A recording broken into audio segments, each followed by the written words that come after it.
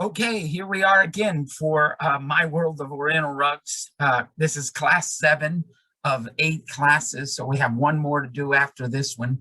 Um, uh, this is going to be exciting class. Honestly, for the last 48 years, I've been selling rugs. I've gotten really involved in the antique world and the antique rugs, and I do a lot of shows. There were years when I was doing 20 shows a year. And so I just sort of the new rug end of it was a different department and it sort of ran on its own.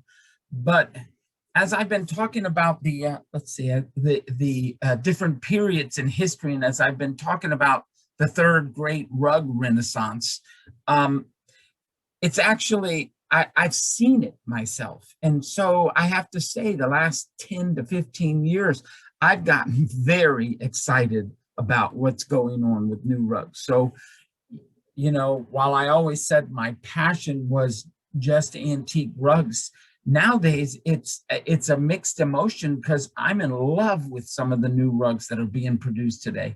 And um, and today we're going to explain why I'm in love with it. You'll see by the end of this class, you'll go, oh my gosh, some of that stuff is pretty. Now, I understand when we say something is pretty, not everybody can use everything, but you're going to agree with me that this are some of the most beautiful rugs you've ever seen. So again, we just to refresh our memory, there's the early period, then there is the first great rug renaissance, or what was known as the golden age of rugs, and it was attributed to the Safavid dynasty in Persia. And then there was the second great rug renaissance, which was 1880 to 1915, World War I, and literally a few years after. And that was the beautiful rugs then. Then, as we discussed last week, the honorable mention stuff, things but from, after World War II up until about 75 or 80. Actually, it's really up to 85. And today we're going to discuss this, what I call the third great rug renaissance. So let's talk about some of the developments of the third rug renaissance. By the way, let me just say one other thing. I've had to break things up, and I put in the how rugs are made before discussing about all of the rugs, so that when I refer to some of these things, you'll know what I'm talking about from the latter classes. But we are going to review just a little bit here as we go through this.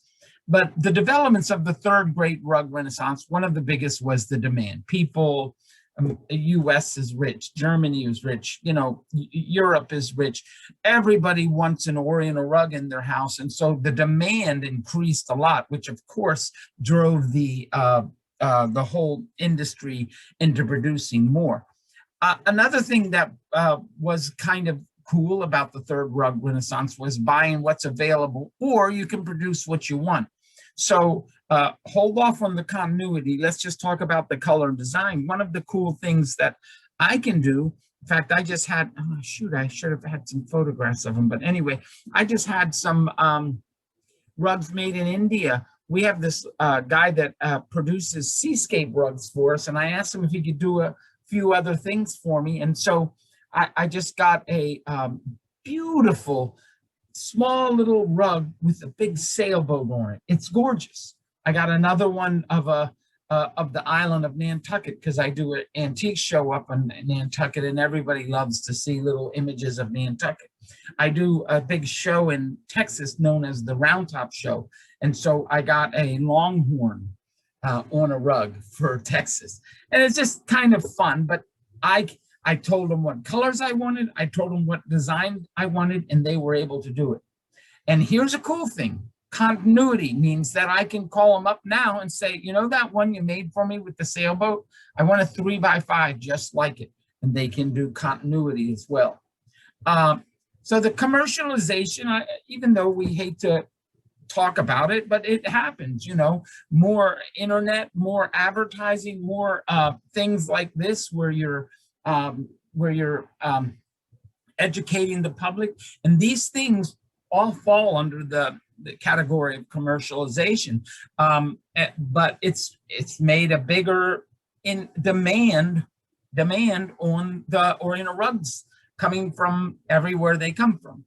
And of course, the quality of the wool got better, and we'll talk about that in a minute. Hand spun versus machine spun, the dyes, the weave, the washing, and the finishes. All of these things introduce what I call the third great rug renaissance.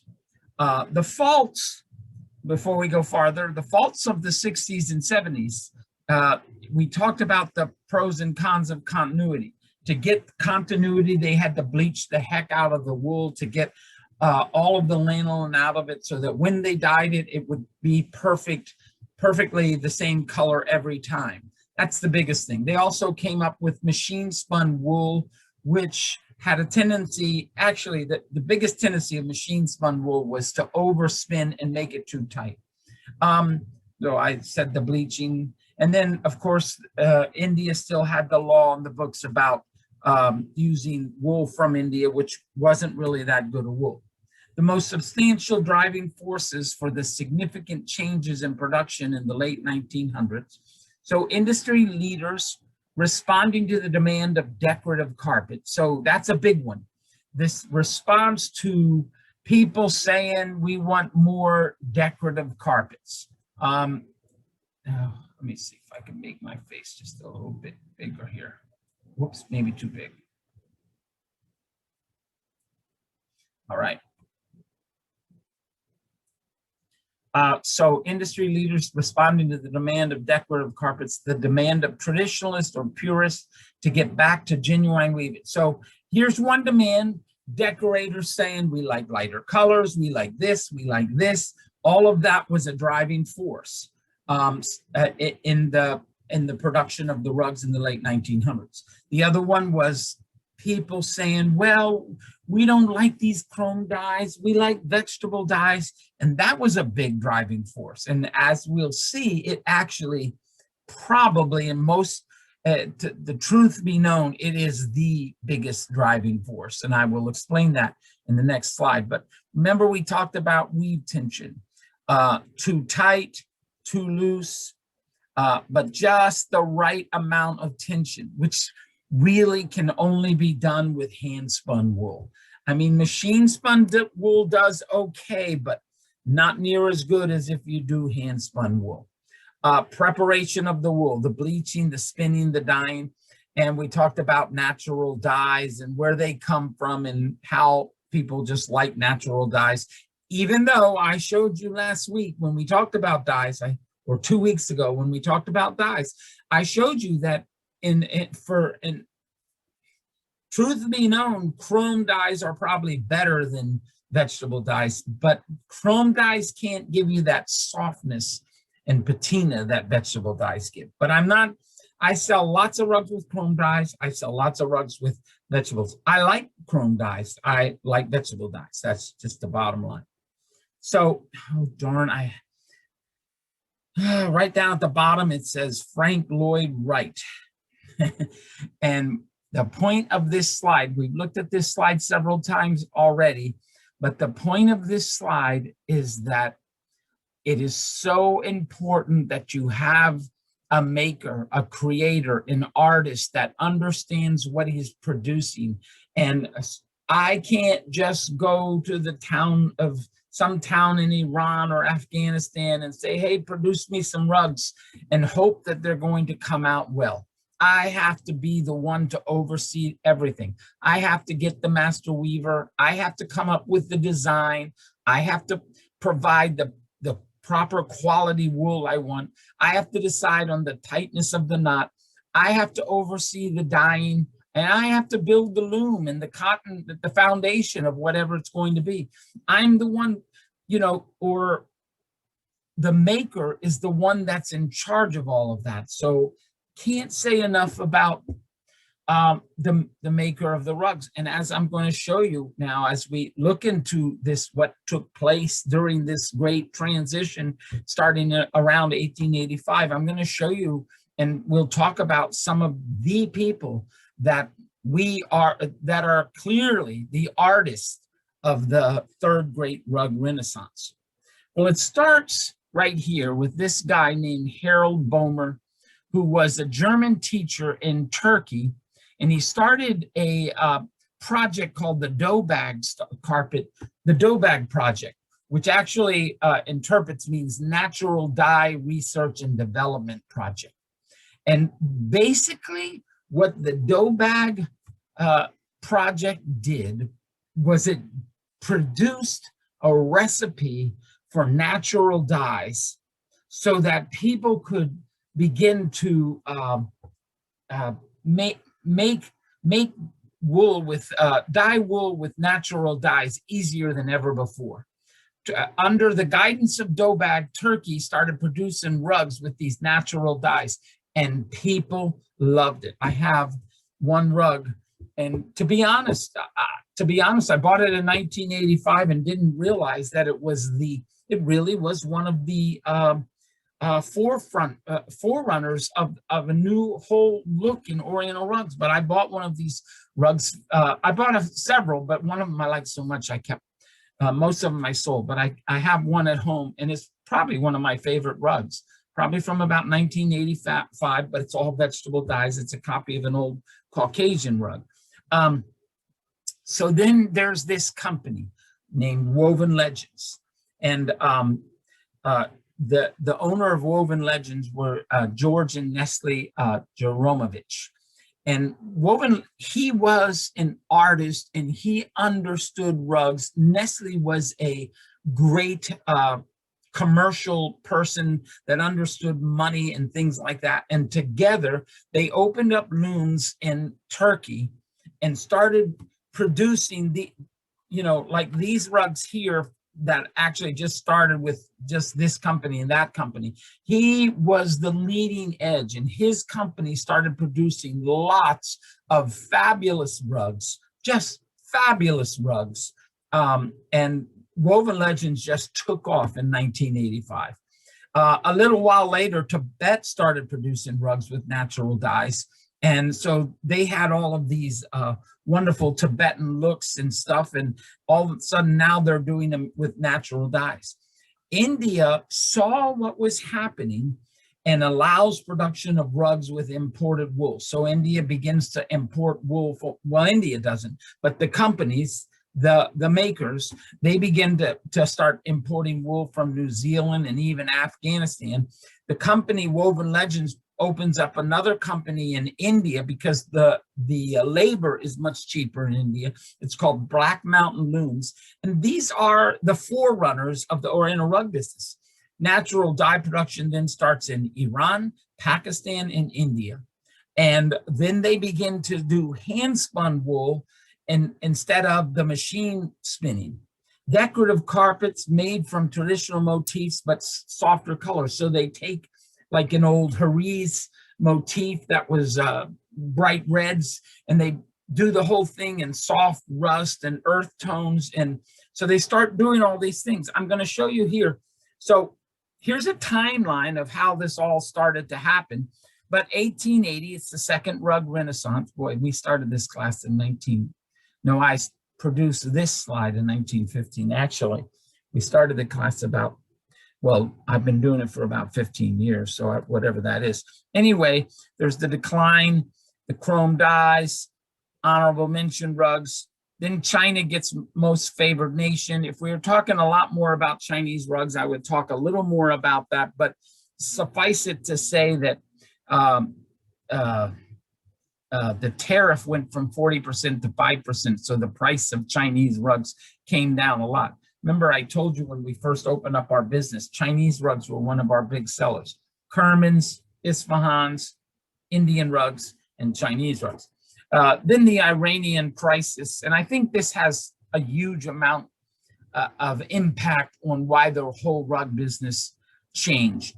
And I'll try to explain that. Well, simply say that so many people wound up Afghanistan. People had to leave Afghanistan and live in Pakistan, and so they lived in these big villages, and so it became easier for rug dealers to get hold of a lot of people to work on rugs when they started just setting up the looms right outside these big refugee camps.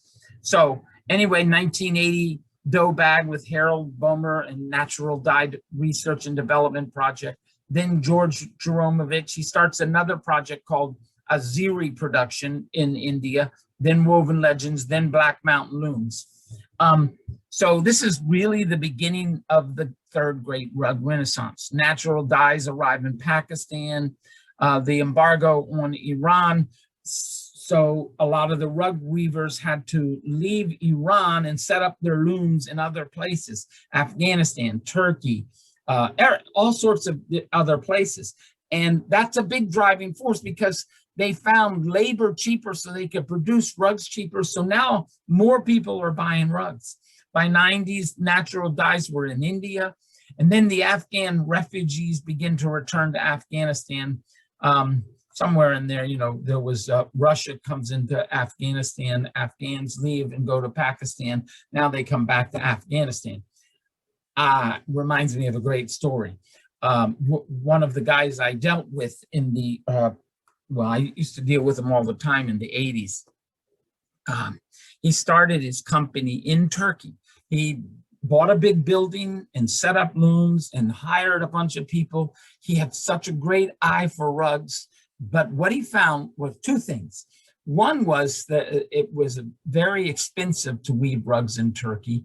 And two, they weren't good at following instructions because they had been weaving rugs for so many years. I don't mean this in a negative way for Turkish people, but because they had done it for so long, you can't teach an old dog new tricks. And they wanted to do it their way. So he was finding he couldn't get his product produced exactly the way he wanted it. So he decides to move his whole company to Afghanistan right before Russia invaded. So he sets up the whole thing and starts producing, and Russia invades, and he has to move to Pakistan. So here you got a Turkish guy weaving Persian designs by Afghan weavers living in Pakistan. So just kind of fun. This is the way, you know, history has a lot to do with what happens in areas. And it's part of what the Iranian crisis and the driving of people out of Iran and into India and Pakistan is a huge part of what happened to, you know, to introduce the whole new rug renaissance period. But doughbag and the dye research is probably the biggest. I have one more list. I don't mean to just, I have a lot of photographs to show you, but I thought one more time we just go over this and just see how these things go on. These are, now what I'm doing here, this isn't in any sort of timeline sort of thing. I'm just mentioning some of the great designers of the period that we are in right now. And of course, a huge kudos go to Dr. Bomer, who developed the doughbag, and which is Natural Dye Research Development Project. But then here's a couple guys that I used to deal with all the time, Magirian brothers of New York, who began designing these wonderful old Sultanabad designs and had them woven in Egypt. Now, since then, they have sort of pretty much left the Egyptian weave, again, because it became so expensive. And Magirian is Armenian, and they have set up, since Russia fell and Armenia has become a nation, they set up their looms in Armenia, and where they have won numerous rewards for being such an economic plus for the nation of Armenia. Anyway, I mentioned George and Nestle and Jeromovich, Woven Legends, Black Mountain Looms, and Azeri Productions. Stuart Ismaili, Anadolu Rugs, and he did some fabulous stuff with Turkish rugs, begun to copy the old Turkish rugs that all the decorators liked, and he did some amazing stuff. Steve Laska from the Endless Knot Company set up looms in Tibet. Tafunkian set up looms in Tibet. Chris Walters and Yora Haga set up Zari Turkmen Weaving Project, and they pioneered weaving in Pakistan with the natural dyes. Izzy, that's my friend that I just told you the story about how he set up looms in Turkey, then moved to Afghanistan and then had to move to Pakistan. Teddy Summer worked with George Jeromovich and set up looms in India. And then finally he took over his own business. Michaelian Goldberg, David and Malcolm Samad, the Samad brothers, are leaders of rugs from India. Burgess, well, his name's Barry. Let's forget the part. He's the one that came up with the idea of the seascapes, which I will show you in a little while. Now he's sort of out of the picture now, but Barry started working with George and Nestle and Jeromovich at Woven Legends. But then, because he was such an artist, went off on his own and came up with this idea of a whole different look for Oriental rugs and started producing these wonderful seascape pieces. Fred Hassan from the Pacific Collections. And then, of course, there's OCM, which is the company I told you about all the way in one of the first classes. There's this book called Three Camels to Smyrna. And it's the story, starts about 1910. It's the story of OCM and how they first set up their looms in near Heriz, northeast Persia, and northwest Persia, I'm sorry, northwest Persia. But the story is about how they got the rugs from Persia to a place where they could ship them in Smyrna.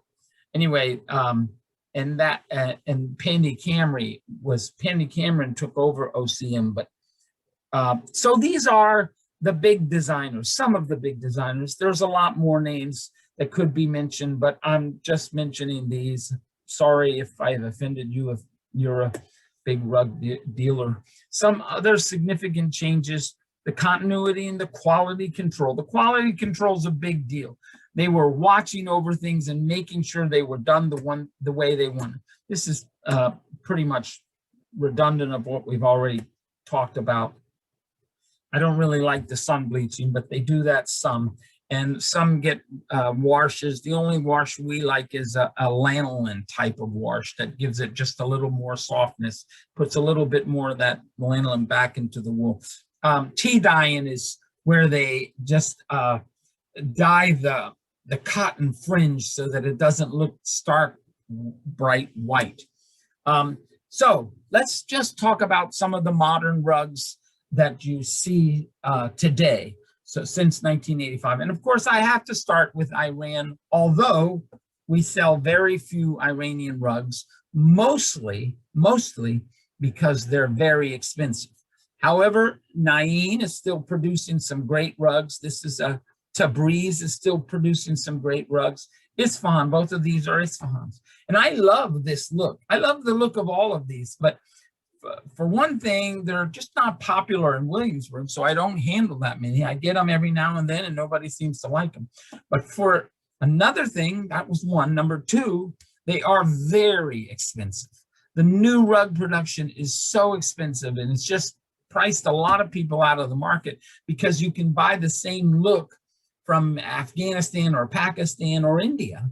And it's almost as good a rug, and it's a lot cheaper. And number three, the quality control in Iran has really gone downhill. So while there's a few companies that still oversee and produce good quality control, there's a lot of rugs that come from Iran that are using very bad dyes. And so we have seen over and over again the dyes fading in some of the new Iranian stuff. Here's some more modern rugs from Iran.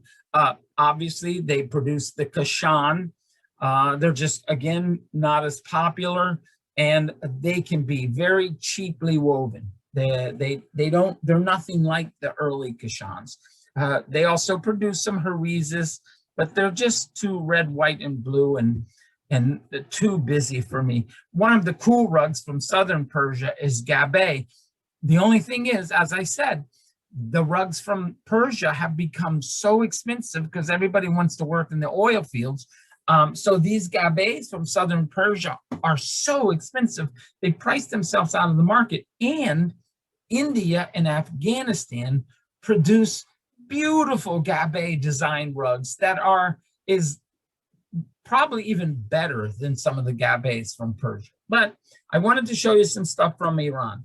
So in India, this is what we used to have in the 60s. Remember this slide? I showed it to you, I guess, last year. Last week, as we were talking about the downhill slide. And ultimately they came, companies like Pandy Cameron and Patterson and Flynn. And these became so popular. I could get this rug for you in a, 3x5, 4x6, 6x9, 8x10, 9x12, 10x14, 12x15, or 11x18. It was called continuity. And this is what they did. So India in the 60s and 70s, they produced this. They started getting better when they started doing some beautiful haris. This is still chrome dye, so there's a little bit of harshness in the greens and rust, but they started getting better. They did a lot of things like this, but take a look at what they do in India currently. This rug is produced by that Barry guy I told you about. It's a Indo haris, but it was just gorgeous. He began using the natural dyes, so you see the softness and striations in the green here. And, they weren't as busy. This is a copy of a Shiraz from southern Persia. And they just knew how to mix the right colors and make beautiful designs. India, this is a copy of, I'm going to show you in a little bit, a rug from Pakistan known as a Peshawar. And it's a copy of a Peshawar or an old Sultanabad design. But again, vegetable dyes, and so they're very soft. They're very soft and hand spun wool, so it's a really good strong wool. And they're just producing, it was this and that to this and that. And I told you about the Indian Seascapes rugs. This is my friend Barry and some of the stuff he produced. And they're just, now he's doing butterflies. And as I told you, I just did a sailboat and a cow. A longhorn, actually, from Texas, but they're fabulous rugs. If I could zoom in on one of these, or if you could look closely, you see there's like 3 different shades of green and 3 different shades of blue, and so many wonderful colors. They are fabulous rugs. We call them the Indian Seascapes. Also, India. This is a copy of a gabe. This is what gabes look like. And these are both done in India, and with the beautiful camels and the sunset or the tree. And you see the variations in the color, the striations, we call it, just beautifully done. So Pakistan in the 60s and 70s, you had the Pakistan Bokharas, and we talked about this one. You could get these rugs in any one of these colors. And then, of course, they did some Caucasian design rugs, and we call them the Kazakh design and a Michigan design, but compare that and that with some of the newer stuff that they started doing. It's just unbelievable. So the first thing that Pakistan started doing really well was what they were just called Pak Persian. I don't know if that's politically correct or not, but that is what they were called. And they were just beautiful old Persian designs with like 200 knots per square inch. These are great, well-made rugs, very tightly woven. And so they were the Pak Persian, and that's what started around 1980 to 85. And they just kept getting better and better. But then they started doing, because everybody was looking for these softer colors, Pakistan started producing these, what we call Peshawar rugs. And they were copies of old Sultanabads. Now, if you remember, a Sultanabad is a made-up name for an old mahal. So truthfully, the labels usually say mahal design, but it's actually a real old mahal design called a Sultanabad. Actually, you could get even more technical and call them Ziegler design, but you'd have to watch my previous lectures to know what Ziegler is. Pakistan started copying old ushaks, and these have a great wool and a great luster to them. They're really nice pieces. And this is just the stuff they're doing today. They also started copying the Kazakhs. So Pakistan does these Kazakh designs with the very, geometric motifs and Kazakh does a lot of small rugs and geometric motifs. Pakistan produces them in bigger rugs as well. Some of these are chrome dyes, some of them are vegetable dyes, but they are great rugs. China produced that. I don't actually have any modern Chinese rugs to show you because we haven't seen anything from China. They copied a lot of things in the late 80s and 90s, but they're not getting anything from China. Okay, here's my favorite, Afghanistan. So you remember this slide from a couple weeks ago, different types of old Afghanistan. This is what they did in Afghanistan because Afghanistan was very tribal. There was in the 60s and 70s, there was no commercial market per se. Everything was what the tribes wove, and they were the makers, they were the creators. The tribe was, or the village was, and they just produced it and sent it to market. And this is what you got. Now, I'm not saying some of this stuff isn't really good, but it's, well, let me just show you what to compare it with. So here's Afghanistan currently. So here's copies of the old Sultanabad that we were talking about. And what's great about these pieces is they use all natural dyes, and they come up with just the best colors. So they're just, there's no obtrusive colors, nothing too bright or garish or, and they copy a lot of different things. Here's a beautiful Hariz design woven in Afghanistan. This is a serape design, which is an old antique Hariz called a serape. A serape is a made-up name for an old Hariz. But just take a look at what they're doing. So, compare this with this. There's no comparison. Look at that beautiful piece. I bought this rug from a guy, and actually he was producing a rug like this with a deep navy border. And I said, the navy border is so strong with these soft colors. Can't we get it with an ivory border? So he made it with an ivory border for me. And I just love it. There's another beautiful serape design made in Afghanistan. They're also copying, they're very creative. So there's a Russian embroidery known as a Suzani, and they took the most beautiful Suzanis they could find and then produced a rug with the Suzani pattern. So that's a Suzani pattern. If you just Google Suzani, you'll see that motif in whatever you find, because now a lot of companies are producing it in fabrics and stuff, but both of these are Suzani designs. And then what they do is they mix the colors and put in the most decorative colors they can find. Afghanistan produces a lot of little geometric stuff, kind of like Caucasian and kind of like Southern Persia. There's a couple more of the Suzani designs. This is from Southern Persia. It's known as a sarab. It's a sarab design woven in Afghanistan, and an eagle Kazakh woven in Afghanistan.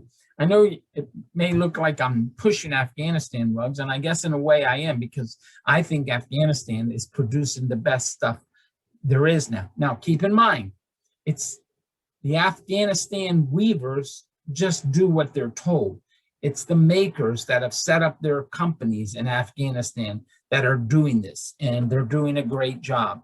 And I donate to some Afghanistan organizations to aid and relief, but because I understand that it's the people doing it, but it's really people that set up the companies there. Like I mentioned, Fred Hassin and different people that I mentioned that had set up businesses in Afghanistan. There's what it looks like in a room, a beautiful Afghan rug, or there's that one with the ivory border. Turkey also has really come around. So in the mid 1900s, they were producing a lot of, well, what they wanted to, and it had a lot of garish colors. I told you that Turkey was the only country that kept using aniline dyes well into the 40s and 50s.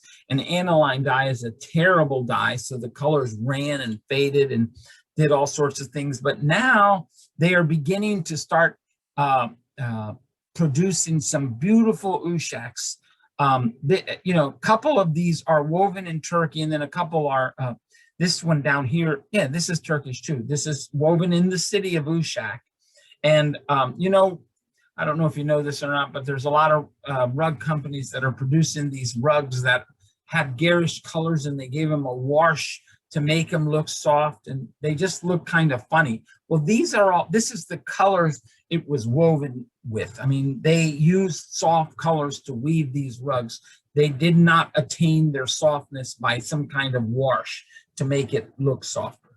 Of course, Turkey still produces silk haraki rugs. And in fact, we were in Turkey a couple years ago, and we're looking at a display of some Turkish harakis, and my wife sat with a lady who taught her how to tie a knot in a rug that had about 400 knots per square inch. Took her about 3 minutes to tie one knot, but because it's so fine. But Turkey is still producing their, you know, rugs with silk in them, and of course, Afghan.